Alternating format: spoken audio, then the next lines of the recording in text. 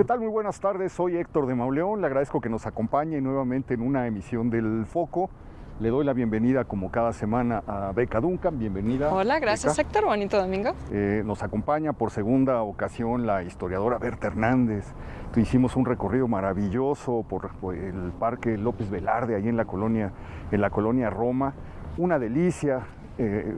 Sus textos en el periódico La Crónica desde hace muchos años, imprescindibles sobre la historia de México, ese programa ya legendario, Historia en Vivo, programa radiofónico, y contamos con la presencia de Pavel Luna, curador de una muestra dedicada a Julio Prieto. ¿Qué tal? ¿Cómo están? Estamos entrando, bajando por el Caracol, que conduce a la entrada precisamente del Museo del Caracol. No sé cuánto tiempo hará que usted no viene a este lugar. Yo hacía años que no venía desde que nos traían en la escuela, Berta. Claro. Sí. ¿Visita obligada? Sí, en la Era escuela. visita obligada de la primaria. Es un museo de 1960. Curiosamente, en 1960 es cuando salen los libros de texto gratuitos, cuando el presidente entrega en San Luis Potosí a una niña, María Cárdenas, el primer ejemplar. Y en esos libros donde aparecía La Patria, María Dorantes. De González Camarena, ¿no? Así Ajá, es. pero ¿cómo se llamaba la mujer? Victoria Dorantes. Dorelas o Victoria Dorantes. Victoria Dornelas. Esta mujer que aparecía con la vestida de blanco, inmaculada, con la bandera, el lábaro patrio, bellísima, que era la modelo de González Camarena y que tiene una historia fascinante. Pero bueno, pues los niños de 1960 en adelante se familiarizaban con lengua nacional, mi cuaderno de trabajo, había uno que se llamaba Mi Cuaderno de Trabajo, distintas materias, pero paralelamente se abre este museo y creo que es como parte complementaria de un proyecto educativo. Definitivamente, Héctor. Seguramente en la medida en que avancemos por este paseo por la Galería de Historia Museo del Caracol, los amigos del Foco se van a dar cuenta de esas similitudes, porque forman parte de un plan educativo que no es nada más el salón de clases, sino que sale y crea el primero de nuestros museos contemporáneos. Esto, perdón, solo creo que es muy importante lo que acabas de decir, Berta, porque estamos haciendo este programa por el 65 aniversario del museo, y es museo precursor del Museo de Antropología, del Museo de Arte Moderno. O sea, con este inician estas instituciones aquí en el bosque de Chapultepec, que va a ser un proyecto cultural muy ambicioso, y pues con esto se planta esa primera semilla. Yo siento que si el Museo de Antropología, Pavel, es el parteaguas de los museos de México, este está un pasito atrás, todavía agarra como algo de los viejos museos, pero ya está abriendo las puertas de lo que van a ser los nuevos museos. Y con el mismo arquitecto, nada más hay que decir. Bueno, y con el mismo arquitecto. Es que es una de las cosas que hay que decir. Este es el primero de los museos modernos en México, pero además es el primero de los museos hechos por Pedro Ramírez Vázquez. Somos un museo, el museo pequeño en comparación con el gran museo de antropología. El hermanito. Somos el hermano menor, pero a la vez somos el hermano mayor. Claro. 4 años antes inaugurado. Aquí vamos a ver los grandes elementos, los grandes recursos que después vamos a ver en otros de nuestros grandes museos nacionales.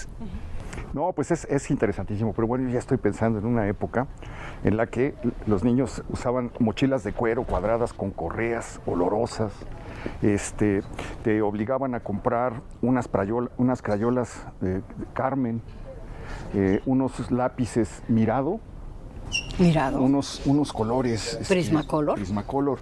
Pero había una cajita donde venía... Sí, había una cajita de alguna marca que a mí se me escapa en la memoria, pero muchos amigos se van a acordar. Tenía dibujada una brujita en colores fosforescentes, ¿no? Y ahorita ya los van a poner en Twitter, se los puedo seguro, asegurar. seguro. Pero bueno, era la época donde metías los cuadernos, el resistol, las reglas, ¿no? De aritmética y trigonometría. Tu juego de geometría. Aritmética y geometría, tu juego de geometría, tu compás. Entonces lo abrías y te llegaba el olor. Y a veces te dejaban una torta de jamón para que te la comieras y se te olvidaba. Y a los 3 días, en el fondo a los de 3 la días lo mochila. abrías o se daba cuenta tu mamá que había un cadáver ahí adentro. Era otra forma de acercarse al conocimiento. Bueno, pues vamos a iniciar esta inmersión por este museo.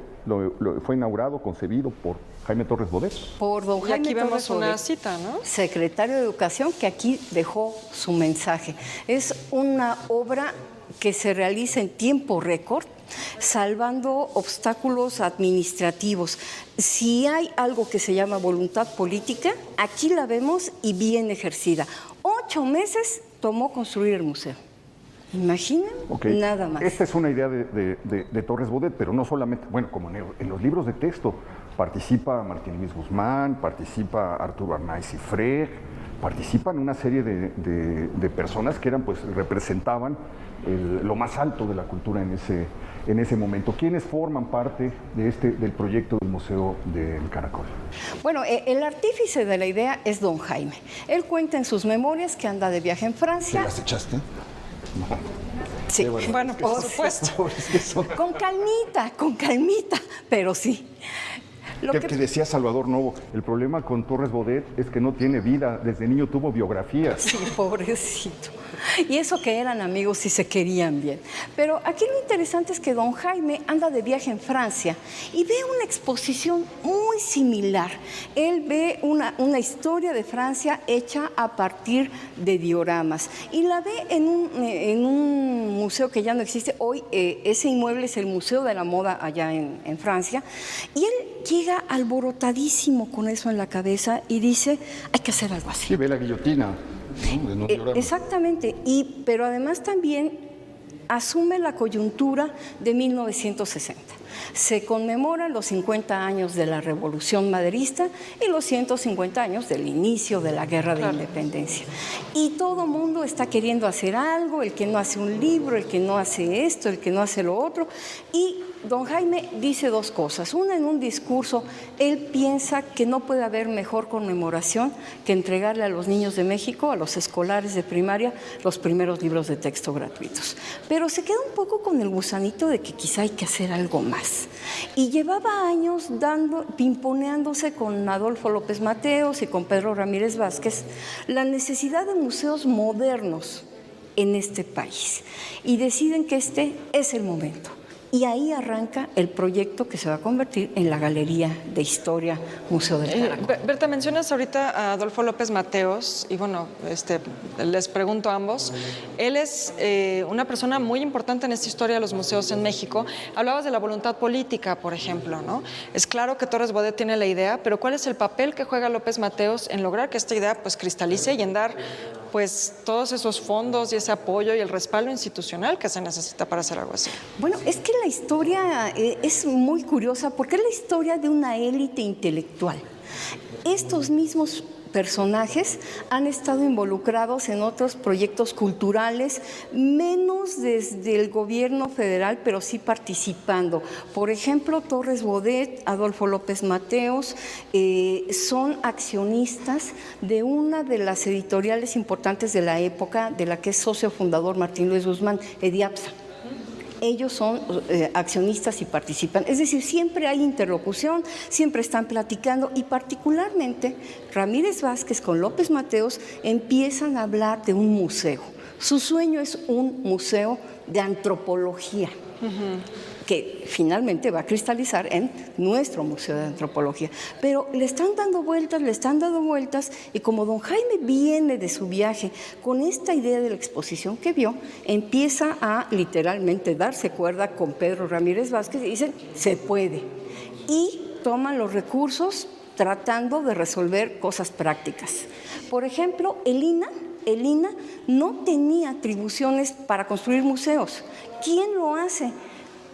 Ramírez Vázquez acude al CAPSE. El CAPSE, esta institución responsable de la construcción de escuelas, es quien realiza la obra. Entonces, se trata de recrear como momentos estelares de la historia de México para que pueda uno, el niño fundamentalmente, ir entendiendo la evolución del país. Pero aquí participan en esto que estamos viendo en esta primera maqueta, primer diorama.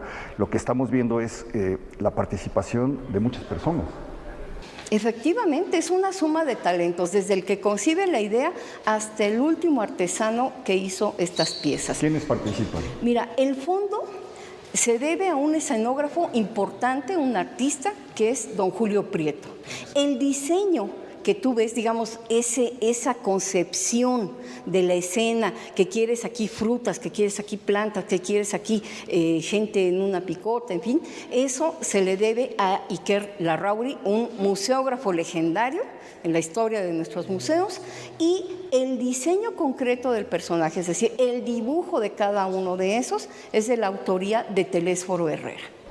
Oye, y Julio Prieto, Pavel, pues es un personaje muy destacado del teatro mexicano. Una figura muy destacada del teatro, y ese es creo que además el asunto. Creo que todos lo conocemos y lo ubicamos como parte del mundo del teatro, pero resulta que nosotros nos encontramos hace poco un Julio Prieto mucho más complejo, mucho más interesante y muy involucrado en el mundo educativo. Es otra vez esta idea del arte al servicio de la educación. Y esto tú lo ves aquí en el Caracol, es este recrear. Aquí Julio Prieto ya es una figura consolidada, muy importante, y lo que está haciendo es darnos un pasito más, llevarnos pedagógica y lúdicamente, transportándonos a los grandes momentos del pasado. Tú ves esta escena, que es la Plaza Mayor de México en 1767, y es dar un viaje, un brinco, 2 siglos y medio atrás. Y eso es algo bueno. Tú ves los personajes en barro, pero lo que tú ves detrás es también un mundo aparte,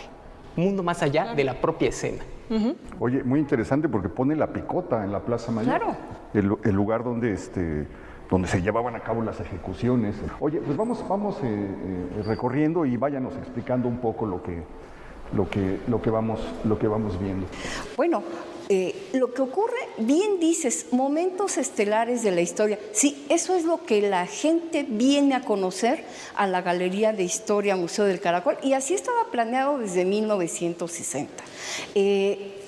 Ahorita que llamabas la atención sobre la picota, bueno, es que ahí debemos mencionar al personaje que hace el guión histórico del museo, que es el historiador Arturo Arnaiz y Freg. Él en su momento un historiador muy conocido, muy famoso, escribía en periódicos y tenía además un peculiar perfil, porque además él era jefe de prensa del Instituto Mexicano de Seguro Social. Además. Pues se junta todo. Sí. Y además él era integrante de la Junta de Gobierno de la Comisión Nacional de Libros de Texto Gratuito, que en ese momento también está arrancando como institución. Oye, perdón, Berta, ahorita que mencionaste al IMSS, Julio Prieto también estuvo muy involucrado en los teatros del IMSS, ¿no? Claro. Es que se junta. O sea, entonces de alguna manera no todo. solo es educación, también el bienestar y las artes, todo eso viene un poco de la mano, ¿no? Es que ese momento en el que tú ves el ensamble de un montón de políticas públicas, no es solamente construir un museo, no es solamente enseñarle historia a los niños, es otra vez el ensamble, y es una propuesta y una apuesta. Este museo me gusta mucho porque sí tiene pies hacia el pasado, una mirada al pasado, pero sobre todo y fundamentalmente es una mirada al futuro. Es estar haciendo la propuesta, otra vez, un museo moderno para el México moderno. Y un proyecto de nación. Es para el proyecto. Exactamente. Es la consolidación de un proyecto, del proyecto revolucionario, pero donde ya también interviene el IMSS desde el punto de vista de que no nada más necesita curarte el cuerpo, necesitas tener bien el espíritu. Entonces, abre teatros, hay proyectos. No en vano, uno de los teatros del IMSS se llama Julio Prieto. Exactamente. Exacto. Y además no es nada más eso, empiezan a proliferar, de las clínicas pasan a hospitales. Los deportivos. Hay deportivos, está toda la cadena de teatros, en fin, una serie de cosas asociadas no a la idea que hoy tenemos del IMSS, que es estrictamente asistencia médica, sino la idea de la seguridad social. Inasistencia médica, diría yo. Oye, me detuve aquí en lo que estábamos hablando. Claro. No podemos pasar por alto este recuerdo inolvidable, No, pues no. que es la corregidora escuchando para ir a avisar, ¿no? Claro. Con el taconazo, los 3 ¿no? golpes de tacón. 3 golpes de tacón en el piso. Bueno, pero creo que eso es importante señalar. Realmente lo que vemos en el discurso, lo que nos hablabas, el discurso histórico, es que de alguna manera es de la independencia a la revolución, ¿no? Así es. Ese es el corte temporal. Una pincelada del virreinato un poquito, pero realmente que tiene que ver con este proyecto Claro. de nación que se está impulsando, ¿no? Y es que aquí, la cosa es muy clara. Yo sé que todo el mundo lo conoce como Museo del Caracol y es el nombre familiar que todo el mundo le damos, pero el nombre del museo oficial no es ese, es Galería de Historia, la lucha del pueblo mexicano por su libertad. Esa es la narración que encontramos. Por eso esto empieza en la Guerra de Independencia y termina con la Revolución, con la obtención de nuestras grandes garantías individuales. Interesante cómo la arquitectura devora y oculta el nombre oficial, ¿no? Bueno, es que no podías tener a alguien como Pedro Ramírez Vázquez sin que eso pasara, ¿no? Sí, pero bueno, sí. Oye, es que yo estoy sorprendidísimo, aparte por la lluvia de recuerdos que todo esto provoca, pero cómo brilla el trabajo de Julio Prieto. Claro. Esto es maravilloso lo que hizo, la manera en la que hace la escenografía. Es que es el fondo que hoy día, incluso en las películas modernas de animación, es importantísimo, es un trabajo especializado. Bueno, pero aquí también cuenta la iluminación, es el sentido dramático de la narración de un momento histórico. Entonces ves tinieblas, ves medios tonos, ves la luz sobre Hidalgo. Los cirios dentro del templo, etcétera, y bueno, pues ahí el grito de Dolores, ¿no? La arenga. Vemos el inicio del movimiento independentista. Esta es otra cosa inolvidable, también está logradísima, el asalto a la Alhóndiga, la famosa historia del Pípila, pero ve qué belleza de trabajo. No, además la profundidad que te da aquí, ¿no? Es realmente maravilloso. Aquí identificas todos los planos. Otra vez es Julio Prieto aunado al talento de Iker Larrauri, viendo cómo le vas a dar profundidad cuando realmente es un espacio pues relativamente reducido, pero a partir de la maestría de estos personajes ven lo que se transforma. Bueno, Iker Larrauri, además hay que recordar que él es hijo del exilio español, ¿no? Claro. Entonces también ahí pues hay mucho que decir sobre la influencia que van a tener los personajes los republicanos de la Guerra Civil Española en México en mucha de la formación de instituciones culturales y educativas en el siglo XX mexicano, ¿no? Así es, bueno, Iker Larrauri va a ser una figura fundamental en la historia de los museos de este país. Se lo van a encontrar aquí, en el Museo del Caracol, pero si ustedes van al Museo Nacional de Antropología o si ustedes, sobre todo en el Museo Nacional de Antropología, ¿ustedes se acuerdan de esa gran maqueta del Tianguis de Tlatelolco? Bueno, pues es lo mismo. Si ustedes se acuerdan, esta gran escena, esta gran pintura del paso del hombre por Bering, bueno, es otra vez Iker Larrauri, ¿no? Ahí nos vamos encontrando a estos personajes y en ese sentido, pues es la gran valía de este museo, que es como el laboratorio de todos estos personajes. Ahora, ¿cómo se eligen los momentos que van a representar? Porque van de la mano del libro de texto, ¿no? Bueno, a ver, ahí hay varios, hay un problema práctico y hay una voluntad del historiador. El historiador tiene, se van a enojar muchos colegas, pero ahora sí que con la pena. El vicio del historiador es decir, todo es importante y todo tiene que caber. No, sí. El guión de Arturo Arnaiz y Freg es inmenso, es enorme. Y desde luego con mucho sentido práctico. Yo me imagino a Pedro Ramírez Vázquez diciéndole, a ver, don Arturo, ¿en cuántos pisos quiere esto? O sea, no va a caber. Necesitamos hacer un filtro. Y entonces Arnaiz y Freg es el que va filtrando de su guión original, va diciendo, bueno, esto se queda, esto sale, esto entra, porque es un guión completísimo. ¿Cuántas salas hay? ¿Mandé? ¿Cuántas salas forman el museo? Son 12 salas. 12. Entonces todo tenía que quedar. Todo tenía que quedar, pero entonces, bueno, el llamado de atención es del tiempo, porque no hay mucho tiempo, se pretende que se inaugure en noviembre de 1960. Y el presupuesto, bueno, como sea que haya voluntad para hacerlo, bueno, tampoco te puedes gastar un dinero. Y noviembre por la efeméride, ¿no? Claro, por el aniversario, no podía ser de otra manera. El gran evento de 1960 no es el 16 de septiembre ni el 15, es el 20 de noviembre de 1960, cuando se exhuma a Madero del Panteón Francés de la Piedad, hay todo un ceremonial, un gran homenaje de Estado, y después, en el Monumento a la Revolución, Adolfo López Mateos lleva la urna con los restos de Madero y se depositan en el monumento. Pero lo están flanqueando todos los expresidentes que todavía viven. Ese es el gran momento. Y entonces, solo entonces, al día siguiente se inaugura la Galería de Historia. Qué maravilla de historia. Vamos a hacer una pequeñísima pausa, no se vayan.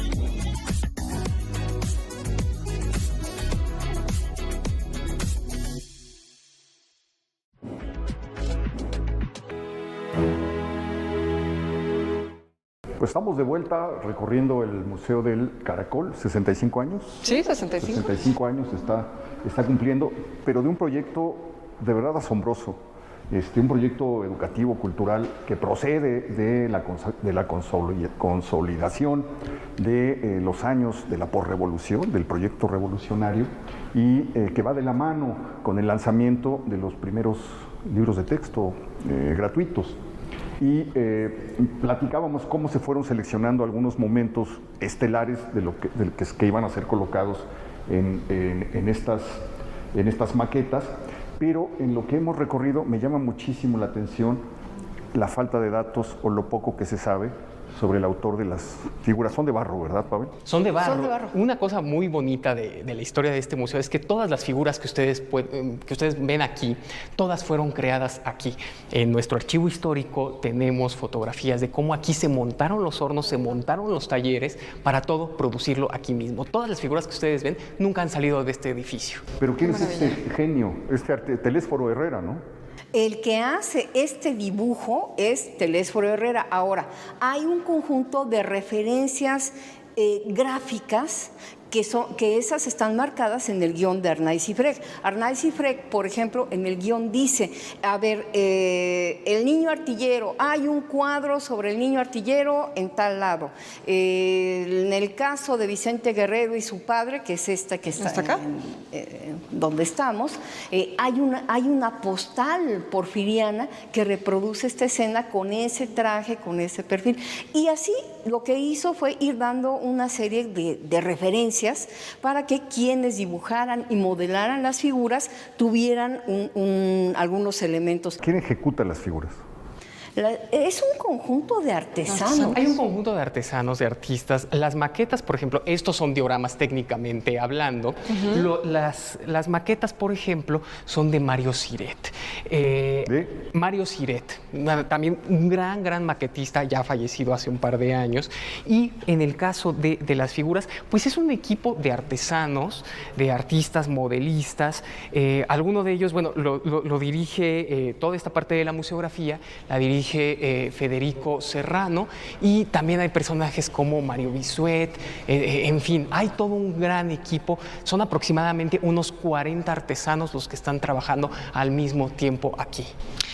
Berta, nos decías, bueno, de estos episodios, de cómo se hace el guión, pero de pronto me da la impresión de que aquí vemos más episodios históricos de los que yo recuerdo, de los que me hablaran en la primaria. Claro que sí. ¿Qué? De los que me hablaron en la primaria. Ah, pero es que a ti ya te tocó el modelo educativo nuevo. El modelo simplificado. Ajá, el modelo simplificado, sí. Sí, bueno, platicábamos eso antes de entrar, de iniciar el programa, cómo hubo un cambio en 1972 del sistema educativo que hizo que muchos que habíamos empezado en el otro no concluyéramos el modelo anterior ni entendiéramos bien el nuevo. Ahí hubo un quiebre que acabó llevando a la ruina la educación en México. O que nos pone como con un pie en un mundo muy diferente y el otro en algo muy distinto. Oye, un episodio aquí sorprendente que lo hayan incluido, ¿no? Claro, es que una de las cosas que hay que decir, tanto del libro de texto, acuérdense, por ejemplo, que el libro de texto de 1960 no es de historia, o no solo es de historia y civismo. Así es. Claro. Y lo mismo pasa con este museo. Son, ante todo, lecciones cívicas ancladas en el pasado. Por eso, de pronto, hay escenas que uno dice, porque esto ya no me lo enseñaron a mí. O si le quitamos esta escena, a lo mejor la narración histórica no se pierde, sigue siendo, pero importa por otras razones, por razones cívicas. Claro. Pero bueno, incluyen a Iturbide, no en la consumación. Lo incluyen, es el gran consumador de la... Pero bueno, lo incluyen coronándose, ¿no? Aquí está la entrada de Iturbide. Sí, ahí está la entrada del ejército, ¿no? Trigarante. Bueno, parece como entrada del ejército Trigarante. El ejército de las tres garantías, pero sí, efectivamente. Creo que se aparece ahí, ¿no? ¿O no? Sí, debe aparecer. Sí. Sí, Agustín de Iturbide. Pero el que esté su coronación sí sorprende, porque suele ser un episodio que mejor como que lo aventamos abajo del tapete, ¿no? Nadie lo vio, la coronación. Que ahí es donde nadie se acuerda. Al historiador pensando en que esto se tiene que contar. Sí, claro. Oye, pero pues todavía lo salvan a Iturbide, pero al general Santana, que es el otro villano del... Es que ese es un diorama francamente delicioso. Claro, es que hay muchos dioramas que hay que pensarlo también desde esta perspectiva. Arnaiz Sifrek sí es historiador, ya es una generación de historiador profesional. Y asume que hay cosas que por inquietantes o poco contadas, no importa, hay que decirlas, hay que narrarlas. Si no están en el libro de cuarto, estarán en el libro de quinto, estarán en el libro de sexto, y cuando vengan los visitantes, aquí lo van a encontrar. ¿Te trajeron a ti? Sí. A ti seguro que también. No, sí, seguro. Yo creo que por ahí de cuarto año. Ándale. Tercero, cuarto año. Que es cuando se empezaba a estudiar algo así como historia nacional. A ti te tocó también, a usted. Sí, claro. Por supuesto. El paseo, pero eso ya se acabó, Pavel. Bueno, va cambiando. Sucede que este país se transforma radicalmente desde 1960. El museo de 1960 era, por ejemplo, un museo prácticamente sin textos, esto que hoy decimos las cédulas. ¿Por qué? Porque era un país todavía mayoritariamente analfabeta. Le apostaban al poder visual de la escena.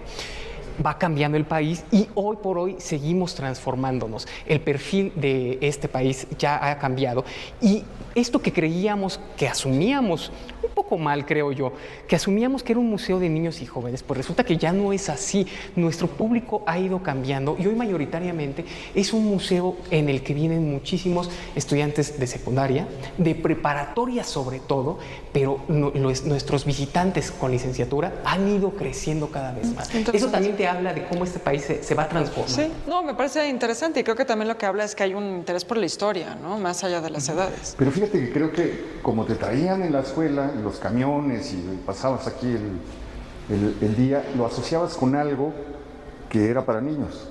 Y salías de la escuela y pues podían pasar años, yo no sé cuántos años pasaron para que volvieran ustedes, pero en mi caso pues pasaron toda una vida.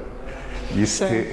Bueno, pero yo tengo que decirte, yo vine recientemente, les contaba antes de entrar al aire, y salí fascinada. Dije, ¿por qué no había venido en tanto tiempo? ¿No? Es lo que te provoca, sí. Es un ejercicio de memoria personal, pero un ejercicio que te va revelando un país, el país que fue. El país que estaban soñando en construir, y uno de los puntos de partida era este museo, que a lo mejor no era muy grande, pero era bien importante. Mira, tan importante es que en el informe de septiembre de 1960, Adolfo López Mateos lo incluye en el informe y dice, pronto vamos a inaugurar un nuevo museo de historia en el bosque de Chapultepec con los adelantos más recientes en términos tecnológicos que podemos conseguir. Oye, y decías, a Santana no le va bien, y aquí vemos que nos lo ponen en la fiesta. No, lo ponen en eso San es lo que hay Agustín de las que decir Cuevas, que era es un diorama precioso. De Tlalpan, y no lo ponen luchando contra los franceses, perdiendo la pierna en las dunas de Veracruz, no lo ponen como vencedor de Tampico, no lo ponen levantando su monumento ahí en el Zócalo, lo ponen efectivamente con una frase que es letal: México al azar y el caudillo a jugar. Santana jugando su gran pasión. Mientras el país se derrumbaba y se desmoronaba, él andaba en la fiesta y en los gallos, ¿no? Y ese es el juicio del historiador. Es la perspectiva que le quiso dar Arnaiz y Freg, es decir, ¿cómo presento a Santa Anna? ¿Qué quiero decir de él? ¿Qué vamos a decir de él? Pues ahí está, el señor jugando y viendo las peleas de gallos. Oye, y enfrente la invasión estadounidense. Esa herida que nunca va a sanar y que siempre le vamos a achacar el muertito a Santana, ¿no? Es un contraste agudo, sí, espacial, terrenal, ¿no? Oye, me pregunto si habrán sido más clementes con don Porfirio. Sí, un poco más. Un poco más. Pero fíjense que aquí hay una cosa bien interesante, que es cuando ves cómo se cruza el edificio con la narración histórica. Todas las salas que acabamos de recorrer allá atrás son abiertas. Uno puede ver hacia afuera y sigue viendo el bosque. Esto coincide con que estamos atravesando la parte interna del Cerro de Chapultepec, y decía Arnaiz y Freg y Pedro Ramírez Vázquez, es que estos son los años más oscuros de nuestra historia. O sea, empieza en el 47 y se sigue hasta el Porfiriato. Son nuestras intervenciones extranjeras. Qué interesante. Entonces, el edificio se corresponde con la narración histórica. Estamos entrando al ¿Cuándo vuelve a haber inframundo, ventana? ¿En la Revolución, con Madero, o ya no hay ventana? Con la No, si hay República ventanas. restaurada. Bueno, claro. Natural. Bueno, qué discurso, caray. Nos dicen acá que nos tenemos que ir otra vez ¿Ya, a tan una rápido? pausa, pero ahorita regresamos.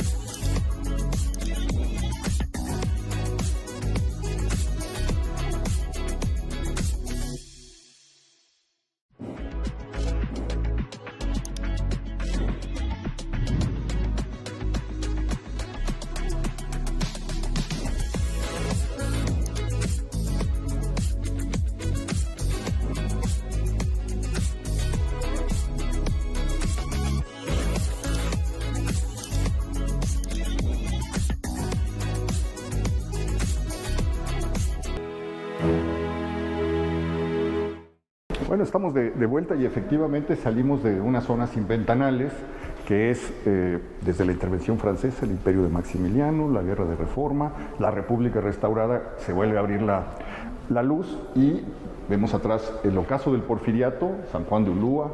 Ahí también no le va tan bien a don Porfirio, ponen las cárceles, las tinajas de San Juan de Ulúa, la huelga cananea, la persecución a la prensa, ahí están deteniendo a un valiente periodista, y la huelga de Cananea.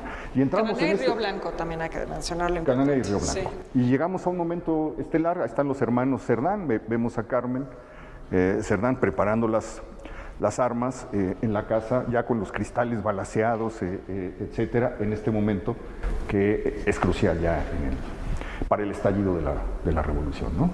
Aquí otra vez Arturo Hernández Frey vuelve a hacer ese ejercicio de filtro obligado, porque además la idea no es que quepa todo cegando el museo, tiene que haber este contraste espacial entre luz y sombras, que también son las luces y las sombras de un país. Oye, pues vámonos rápido. Mira, este es maravilloso. Este es magnífico. La entrada de Madero, el monumento a la Revolución en ruinas, bueno, el Palacio Legislativo, la casa de Ignacio de la Torre, el Caballito, cuando estaba en Reforma y Bucareli, y la gente aclamando la entrada del caudillo y su esposa Sara P. de Madero. Y es hermoso porque aquí ves todo. Quizá si nos preguntáramos cuáles son los dioramas más vistosos, todos son muy bien hechos, todos son de espléndida factura, pero aquí ves a Julio Prieto dándose vuelo, pintando una Ciudad de México que de alguna manera es la que él conoció de muchachito, y luego empiezas a ver los personajes, pero ahí está todo. Ese día de fiesta de 1900. Todas las clases, ¿no? Eso, distintos grupos, ¿no? Sí. Sí. Oye, Pavel, y ahora que estamos hablando de lo maravilloso que es los dioramas y la factura, conservarlos debe ser también un reto, ¿no? Es todo un reto porque tenemos una colección que primero nunca se pensó como una colección histórica, pero que a 65 años de distancia ya es nuestro patrimonio, es patrimonio artístico. Tenemos que cuidarlo, tenemos que protegerlo y, bueno, naturalmente este museo, como un montón de los museos de la red de Lina, cierra los días lunes. ¿Por qué? Porque es el día que nos dedicamos a labores de limpieza, de conservación, de todas las escenas. Entonces esto se abre y lo desempolvan, ¿no? Esto se abre, se desempolva, llega a suceder que a veces hay alguna pieza dañada, entonces se restaura, o en cambio hay que hacer limpieza, trabajo de mantenimiento y restauración sobre las escenografías también. Esta es preciosa, bueno, no preciosa, digo, pero está muy bien lograda. Es un momento trágico. La escena de la decena trágica. ¿Sabemos cuántas figuras son? Tenemos alguna idea aproximada. Son aproximadamente 3,000 figuras de barro, 12,000 elementos de utilería, plástico, etcétera, y son 65 escenas. 65 escenas. Muy bien, y esto termina acá. Acá en la Constitución de 1917. Cuando se inauguró el museo, Jaime Torres Bodet dice, este museo es como un libro de texto abierto. Cuando buscamos la correspondencia entre los contenidos educativos de 1960 y la historia que nos cuenta la galería, pues sí, claramente encontramos este discurso de la revolución que promete un cambio social. Y precisamente por eso termina aquí, con las promesas de la revolución y la expectativa de un futuro donde estas promesas se cumplen. Oye, pues es Hermila Galindo. Sí, justo por eso me asomaba, dije, ¿quién es esa única mujer allá arriba? Es que son puros hombres. Bueno, hay dos, sí es cierto. Son puros hombres, pero la secretaria de Carranza, que jugó un papel central, se le rinde un homenaje ahí. ¿Quién sería el otro personaje? No sabemos. No lo sabemos. Porque además, bueno, hay que acordarse que muchas veces en las discusiones en Congreso, las graderías altas son para visitantes, para gente interesada que está ahí, pero la parte baja es donde están los diputados que sí votan. Y doña Hermila pues está en un lugar donde tiene presencia, pero no vota. Sí, claro, sí. Bueno, se da hasta los 50, ¿no? Exactamente. Bueno, pues y luego encontramos, Esto es como, digamos, apenas una probadita para invitarlo a que venga al Museo del Caracol, que se detenga en cada una de las escenas y las paladee y haga la lectura de este discurso tan fascinante que nos está proponiendo. Pero al terminar el recorrido se abre una muestra dedicada precisamente a una de las estrellas, uno de los personajes centrales de todo lo que acabamos de ver, que es el ilustrador y escenógrafo Julio Prieto. ¿Por qué surge la idea de hacer esto, Pavel? Bueno, surge porque aquí mi colega y yo tenemos como 15 años trabajando temas de historia del museo, de historia de la educación, y le hemos ido dedicando a lo largo de estos años exposiciones a los creadores de este espacio. Ya hemos hecho alguna exposición sobre Iker Larrauri, alguna más dedicada a Pedro Ramírez Vázquez, y nos faltaba Julio Prieto, nos faltaba a este personaje de las escenografías. Y otra vez decimos, todos ubicamos a Julio Prieto como esta gran figura del teatro en México. Pero rascando para otros proyectos, mi colega y yo nos encontramos a un personaje que empezó de hecho trabajando para educación, trabajando en la SEP, y nos encontramos un ilustrador muy versátil, muy interesante, y un ilustrador con obra de hace 90 años que no se había vuelto a ver. Efectivamente, estamos hablando del jovencito Julio Prieto, que se queda huérfano y tiene que trabajar porque hay que mantener a la familia, como hacía el hijo mayor en algunas épocas. Y le heredan la plaza del papá, dibujante en el departamento editorial de la SEP. 1935, la Secretaría de Educación Pública convoca... Con Lázaro Cárdenas en el poder. Exactamente, convoca a un concurso de cuento que quiere ser pedagógico, cuentos que estén ya muy orientados a la idea de la educación socialista, que promuevan valores racionalistas, y los cuentos que triunfan van a ser editados por la Secretaría. Y el ilustrador es el joven Julio Prieto. Tuvimos la fortuna de conocer a la familia de don Julio, a sus herederos, empezando por Julio Alejandro Prieto, su hijo, que andábamos buscando algunas piezas muy en particular, pero nos dijo, oigan, yo tengo unas cosas que mi papá hizo para la SEP, ¿no las quieren ver? Comenzamos a ver por aquí, por acá. Claro que las queremos ver, fue la respuesta, y nos enseñó a este muy joven Julio Prieto, que ilustra dibujos de ratones con conciencia social. ¿Qué más educación socialista que ratón exige sus derechos laborales, no? El gato neoliberal que anda persiguiendo. Al ratón burgués. Al ratón burgués, claro, sí, sí.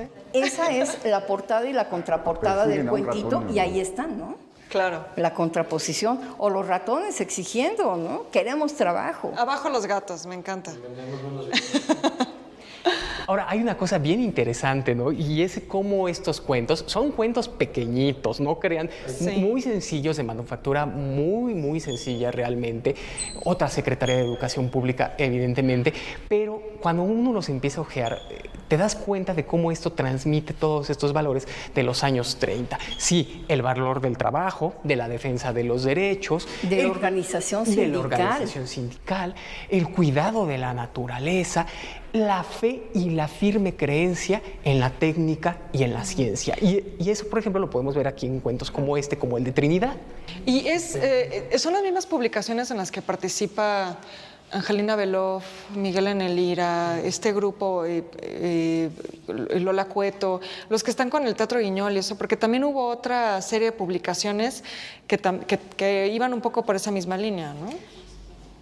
Efectivamente, cuando uno revisa lo que tenemos todavía de los títeres de la época, nosotros hicimos una revisión de los títeres de Lola Cueto y nos encontramos casualmente al ratón burgués y al ratón obrero, igual con su etiqueta, con traje de etiqueta, su frac, y nos lo encontramos con su overolito. Es decir, lo que son estas narraciones va más allá del pequeño cuento. También se involucran con la política del Teatro Guiñol, que duró muchísimos años. Oye, me llama mucho la atención, atrae mucho esto de Troca el Poderoso. Este es un gran personaje. Ocurre que Troca el Poderoso es un personaje nacido de la imaginación del estridentista Germán List Arzubide. Eso se ve totalmente estridentista. No, y además tiene que ver con la electricidad, con el teléfono, con estas cosas que tanto fascinaron a los estridentistas, ¿no? Cuando tú ves los cuentos de Troca, Troca dice: soy la suma de todo lo que ha creado el hombre. El ingenio, la tecnología.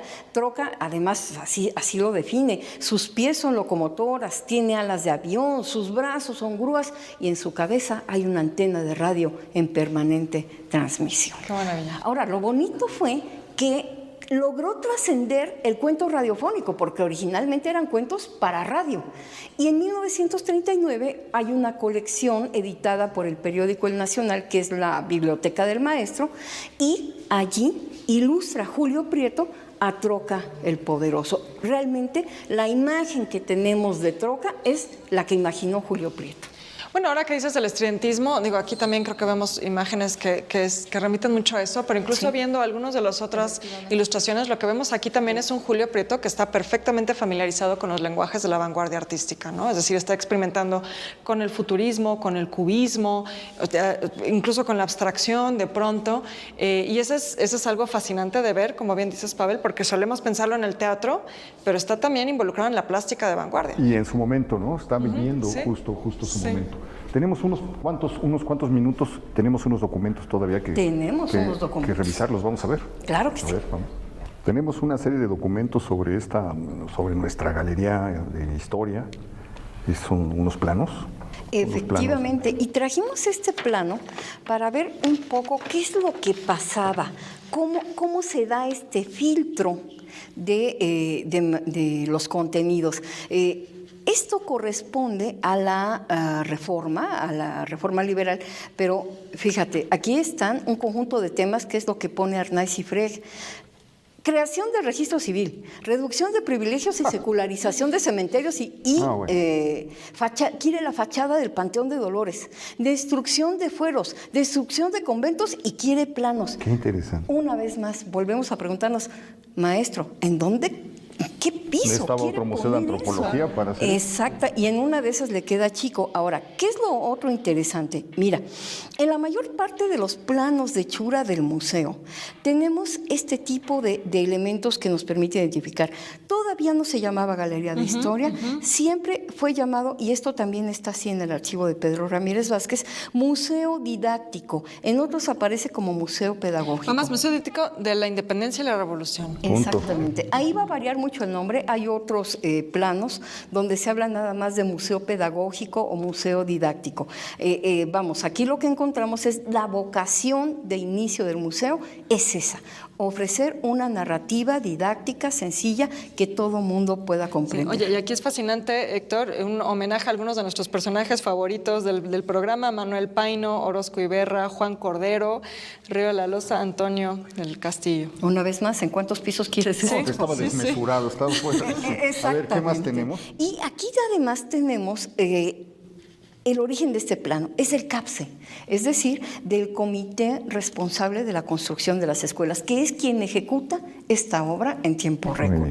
Porque, bueno, ya lo habíamos comentado hace rato, lo que ocurre es que no hay propiamente atribuciones. El INAH lo que hacía era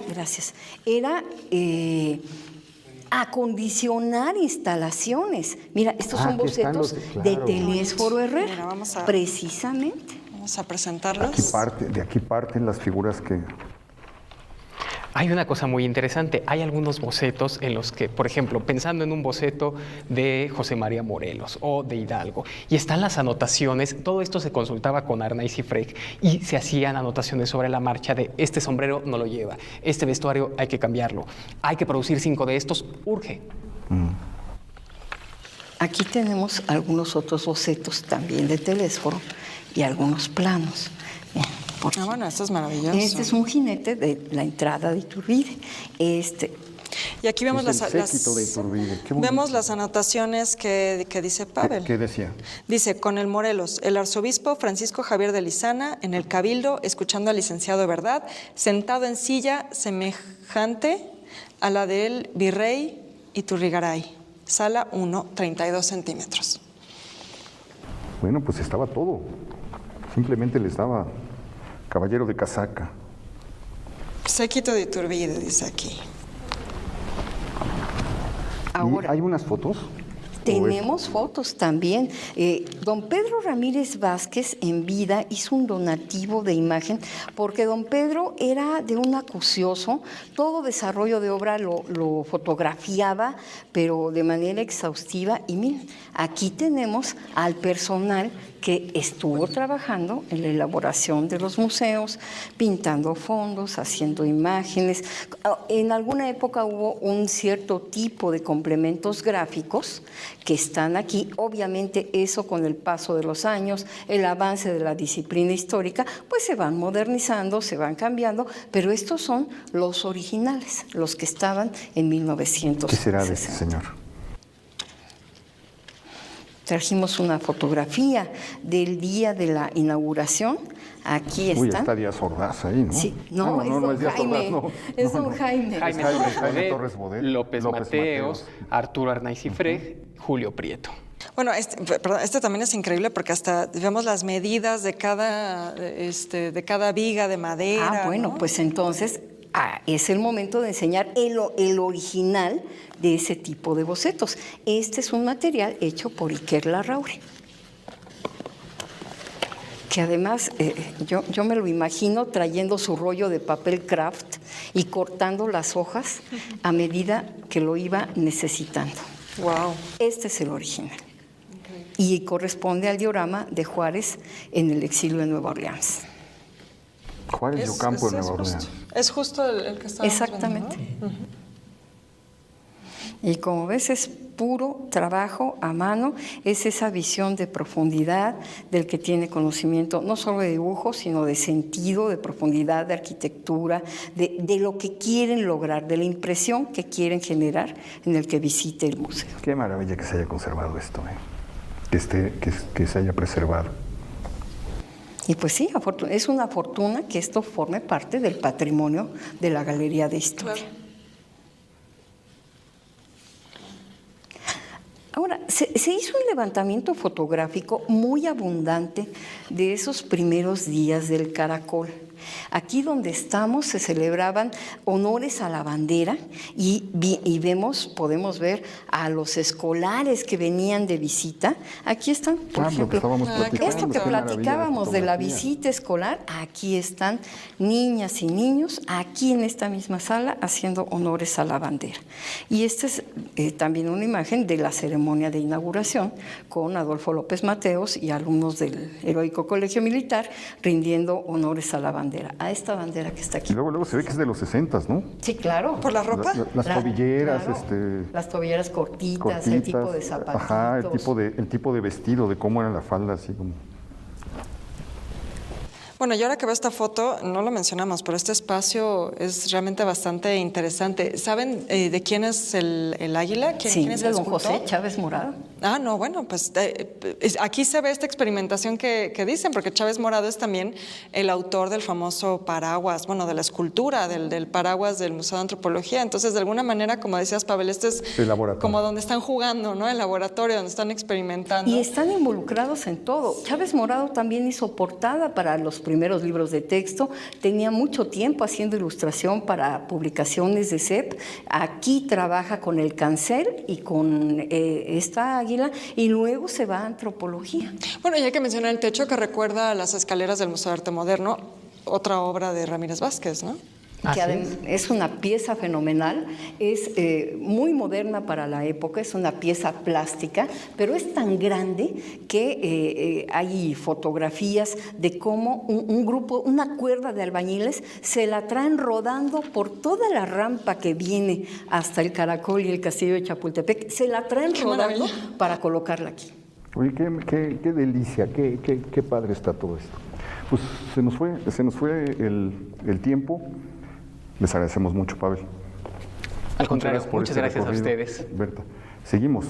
Claro que seguimos. ¿No? Seguimos caminando. Muchas gracias. Beca, muchísimas Héctor.